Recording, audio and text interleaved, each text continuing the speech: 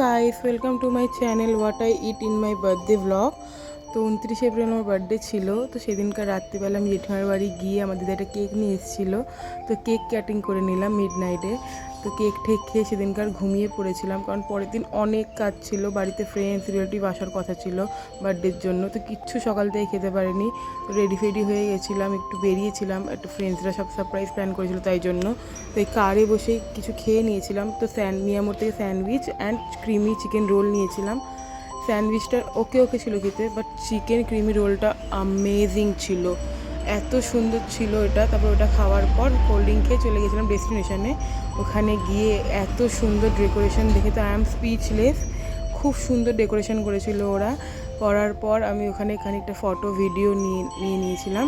তো thank you so much everyone আমার জন্য এত কিছু করার জন্য, আমার স্পেশাল ফিল করানোর জন্য।